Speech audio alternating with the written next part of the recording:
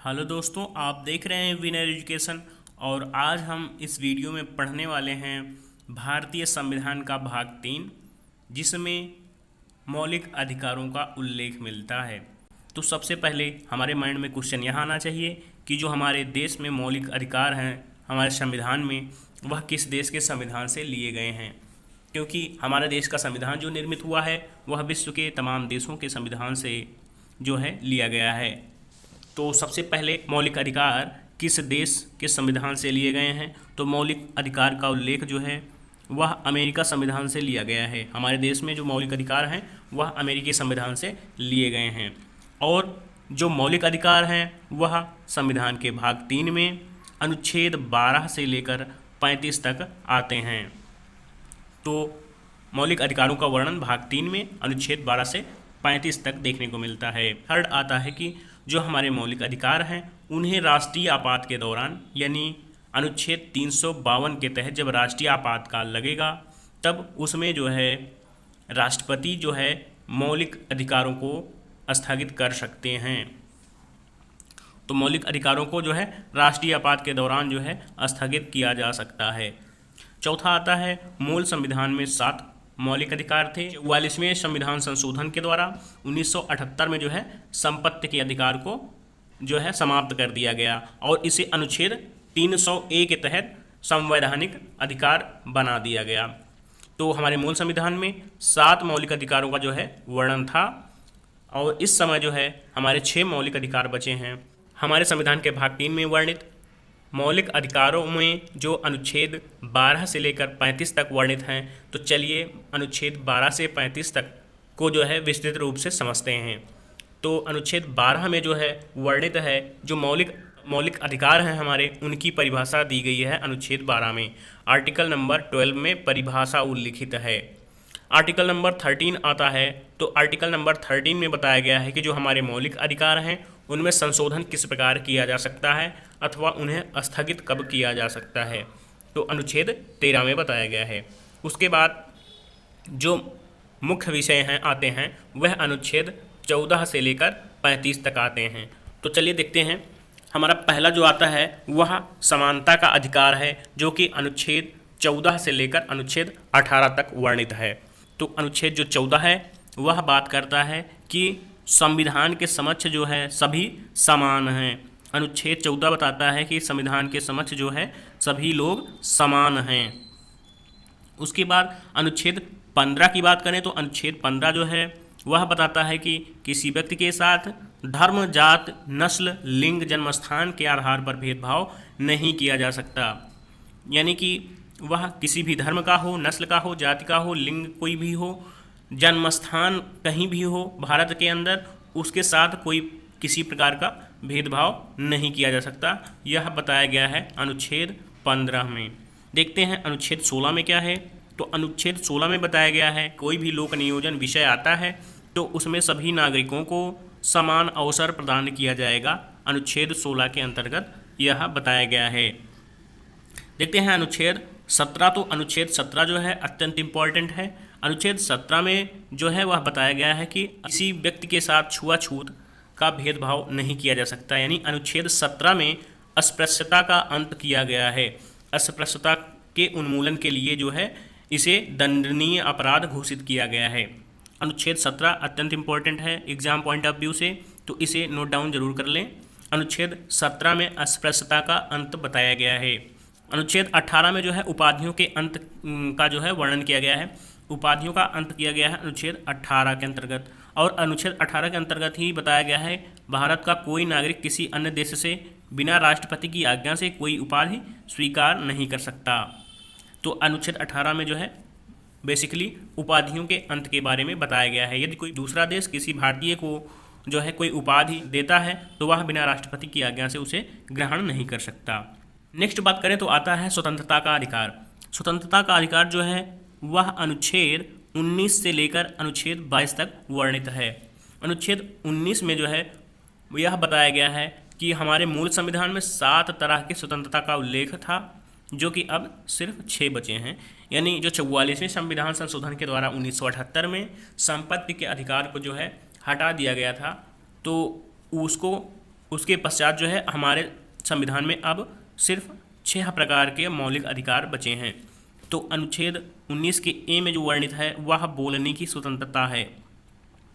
बोलने की स्वतंत्रता जो है अनुच्छेद 19 के ए में वर्णित है। अनुच्छेद 19 के बी में वर्णित है शांतिपूर्वक बिना हथियारों के एकत्रित होने और सभा करने की स्वतंत्रता, यानी सभा करने की स्वतंत्रता जो है वह दी गई है अनुच्छेद 19 के बी में।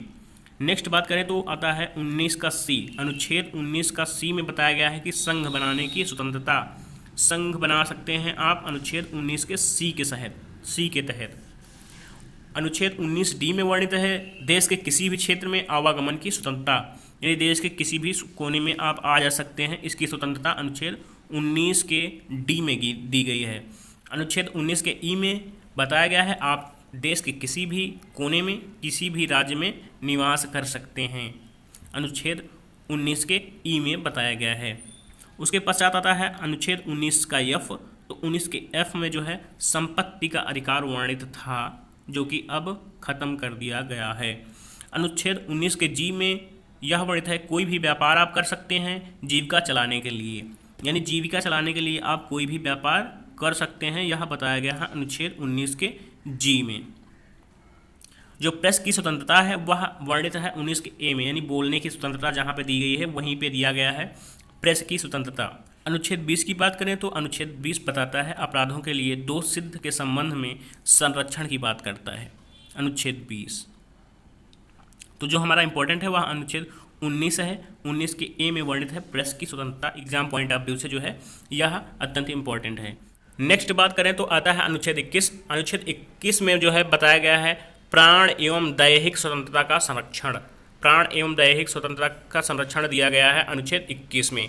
नेक्स्ट देखते हैं तो अनुच्छेद 21 के का में जो है वर्णित है 6 से 14 वर्ष की आयु के समस्त बच्चों को निःशुल्क शिक्षा का प्रावधान जो है किया गया है अनुच्छेद 21 के का में। तो यह अत्यंत इंपॉर्टेंट है एग्जाम पॉइंट ऑफ व्यू से कि अनुच्छेद 21 के का में 6 से 14 वर्ष की आयु के समस्त बच्चों को निःशुल्क शिक्षा का प्रावधान किया गया है, निःशुल्क और अनिवार्य शिक्षा का प्रावधान किया गया है। इसे 86वें संविधान संशोधन सन 2002 में ऐड किया गया था। अनुच्छेद 22 की बात करें तो इसमें जो है कुछ दशाओं में गिरफ्तारी और निरोध के संरक्षण में जो है वर्णन किया गया है, यानी कि कुछ ऐसी दशाएं होती हैं जिनमें जो है व्यक्ति की गिरफ्तारी नहीं की जा सकती, तो यह अनुच्छेद 22 में बताया गया है। इन्हें आप देख सकते हैं। इसके पश्चात जो बात करते हैं मेन आता है हमारा शोषण के विरुद्ध अधिकार, यानी शोषण के विरुद्ध अधिकार भी बनाए गए हैं। यह अनुच्छेद 23 से 24 में वर्णित है। अनुच्छेद 23 की बात करें तो अनुच्छेद 23 में मानव के दुर्व्यापार और बालात श्रम का प्रतिषेध किया गया है, यानी बालकों के श्रम पर जो है प्रतिषेध किया गया है, वो जो है उस पर रोक लगाई गई है। इसके द्वारा किसी व्यक्ति की खरीद बिक्री व बेगारी इसी प्रकार का अन्य जबरदस्ती लिया हुआ श्रम निषिद्ध ठहराया गया है, जिसका उल्लंघन विधि के अनुसार दंडनीय अपराध है। यानी आप व्यक्ति से जबरदस्ती काम नहीं करवा सकते, यह जो है संविधान के खिलाफ होगा। तो शोषण के विरुद्ध अधिकार जो है अनुच्छेद 23 से 24 में वर्णित है। अनुच्छेद 24 की बात करते हैं तो इसमें वर्णित है कि अनुच्छेद 24 में वर्णित है 14 वर्ष की कम आयु के बच्चों के साथ आप जो है उनको कारखाने में काम नहीं करवा सकते, तो यह अत्यंत इम्पॉर्टेंट है। अनुच्छेद 24 जो कि इम्पोर्टेंट है इसमें, क्योंकि इसमें बताया गया है आप 14 वर्ष की कम आयु के बच्चों से किसी कारखाने में कार्य नहीं करवा सकते। तो 14 वर्ष की कम आयु के बच्चों के साथ जो है आप किसी कारखाने में काम नहीं करवा सकते, यह वर्णित है अनुच्छेद 24 में। तो नेक्स्ट आता है धार्मिक स्वतंत्रता का अधिकार, जो कि अनुच्छेद 25 से लेकर अनुच्छेद 28 में वर्णित है। तो देखते हैं अनुच्छेद 25 में वर्णित है कि आप जो है किसी भी धर्म को मान सकते हैं, उस पर जो है उसका आचरण कर सकते हैं और उस धर्म का प्रचार भी कर सकते हैं। तो अनुच्छेद 25 में बताया गया है कि आप किसी भी धर्म को मान सकते हैं और किसी भी धर्म पे चल सकते हैं, किसी भी धर्म का प्रचार कर सकते हैं, यानी धार्मिक स्वतंत्रता का ही उल्लेख है। अनुच्छेद 26 में बताया गया है धार्मिक कार्यों के प्रबंध की स्वतंत्रता, यानी आप कोई भी धार्मिक कार्य कर सकते हैं तो उसके प्रबंध की स्वतंत्रता दी गई है अनुच्छेद 26 में। अनुच्छेद 27 में वर्णित है कि आप किसी भी व्यक्ति को टैक्स देने के लिए बाध्य नहीं कर सकते यदि उसकी आय पोषण व्यय में अथवा कि संप्रदाय की उन्नति के लिए निश्चित कर दी गई है तब। अनुच्छेद 28 में बताया गया है कि राज्य विधि से पूर्णतः पोषित किसी संस्थान में धार्मिक शिक्षा नहीं दी जाएगी। ऐसे शिक्षण संस्थान अपने विद्यार्थियों को जो है किसी भी धार्मिक अनुष्ठान में भाग लेने के लिए बाध्य नहीं कर सकते। नेक्स्ट आता है हमारा सांस्कृतिक तथा शिक्षा संबंधी अधिकार, जो कि अनुच्छेद 29 से अनुच्छेद 30 तक वर्णित हैं। अनुच्छेद 29 में बताया गया है कि अल्पसंख्यक हितों का संरक्षण कोई अल्पसंख्यक वर्ग अपनी भाषा, लिपि और संस्कृति को सुरक्षित रख सकता है और केवल भाषा, जाति, धर्म और संस्कृति के आधार पर उसे किसी भी सरकारी शैक्षिक संस्थान में प्रवेश से नहीं रोका जाएगा। अनुच्छेद 30 में बताया गया है कि कोई भी अल्पसंख्यक वर्ग अपनी पसंद की शैक्षणिक संस्था चला सकता है। यह अल्पसंख्यक वर्ग के लिए वर्णित है। विशेषकर इसमें अल्पसंख्यक वर्गों के लिए बताया गया है कि वह अपनी इच्छानुसार शिक्षण संस्थान स्थापित कर सकते हैं, यह उनका अधिकार है। सरकार उन्हें जो है किसी भी तरह का भेदभाव नहीं करेगी।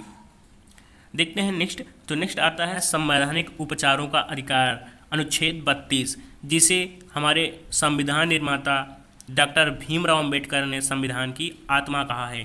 तो यह सीधा सा क्वेश्चन आता है कि संविधान की आत्मा किसे कहा जाता है। तो संविधान की आत्मा कहा जाता है संवैधानिक उपचारों का अधिकार, जो कि अनुच्छेद 32 में वर्णित है।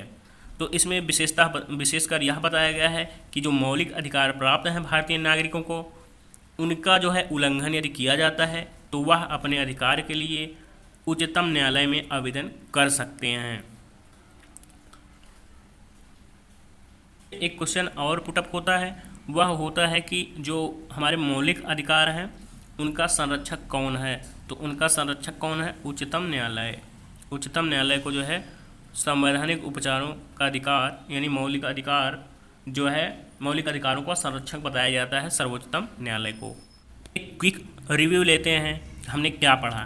तो दोस्तों जो अनुच्छेद 12 है उसमें मौलिक अधिकारों की परिभाषा दी गई है। अनुच्छेद 13 में जो है मूल अधिकारों के असंगत व अल्पीकरण की विधियाँ दी गई हैं, यानी मूल अधिकारों को जो है किस प्रकार जो है उनमें जो है स्थगन किया जा सकता है अथवा फिर उनमें कोई संशोधन किया जा सकता है, वह अनुच्छेद 13 में वर्णित है। अनुच्छेद 14 विधि के समक्ष जो है सभी नागरिकों को समान समझता है, सभी नागरिकों की समानता दी गई है अनुच्छेद 14 में। अनुच्छेद 15 में जो है धर्म, मूल जाति, लिंग या जन्मस्थान के आधार पर आप किसी भी व्यक्ति के साथ भेदभाव नहीं कर सकते, यह प्रतिषेध किया गया है। अनुच्छेद 16 की बात करें तो अनुच्छेद 16 में लोक नियोजन विषयों में जो है सभी व्यक्ति को समानता दी गई है। अनुच्छेद 17 की बात करें तो अनुच्छेद 17 में जो है अस्पृश्यता का अंत किया गया है, मोस्ट इंपॉर्टेंट है। अनुच्छेद 18 की बात करें तो अनुच्छेद 18 में उपाधियों का अंत किया गया है। अनुच्छेद 19 में बोलने की स्वतंत्रता प्रदान की गई है। अनुच्छेद 19A के तहत जो है प्रेस की स्वतंत्रता का भी वर्णन मिलता है। 19 के ए में मोस्ट इंपॉर्टेंट है, प्रेस की स्वतंत्रता का अधिकार जो है अनुच्छेद 19 के ए में वर्णित है। अनुच्छेद 20 जो है वह अपराधों के लिए दोष सिद्ध के संबंध में संरक्षण है। अनुच्छेद 21 में प्राण और दैहिक स्वतंत्रता का संरक्षण। 23 की बात करें तो यह जो है मानव के दुर्व्यापार और बालात श्रम को जो है प्रतिषेध करता है। अनुच्छेद 23 यानी कि आप जो है मानव का जो है तस्करी नहीं कर सकते और बालात श्रम का जो है भी उसमें प्रतिषेध किया गया है।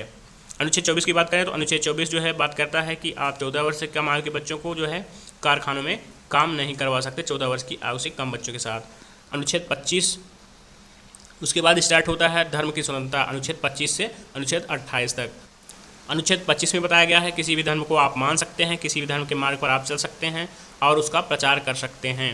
अनुच्छेद 26 की बात करें तो अनुच्छेद 26 बताता है कि धार्मिक कार्यों के लिए आप धार्मिक प्रबंध कर सकते हैं, यानी कि पूजा पाठ कुछ भी जो आता है वह धार्मिक प्रबंध के उसमें आता है। पास आता है अनुच्छेद 28। अनुच्छेद 28 में बताया गया है कि किसी भी गवर्नमेंट स्कूल या कॉलेज में आप जो है किसी विशेष धर्म की शिक्षा नहीं दे सकते। उसके पश्चात जो आता है मोस्ट इंपॉर्टेंट क्वेश्चन है जो परीक्षाओं में आने की जिसकी संभावना अधिक है, वह है अनुच्छेद 32। अनुच्छेद 32 को संविधान की आत्मा कहा जाता है। यह कहा गया था डॉक्टर भीमराव अम्बेडकर के द्वारा। संविधान की आत्मा जो है अनुच्छेद 32 को कहा जाता है। इसमें दिया गया है संवैधानिक उपचारों का अधिकार, यानी कि आपके मौलिक अधिकारों पर यदि हनन किसी के द्वारा आपके मौलिक अधिकारों का हनन होता है तो आप जो है उच्चतम न्यायालय जा सकते हैं अपने अधिकार के लिए।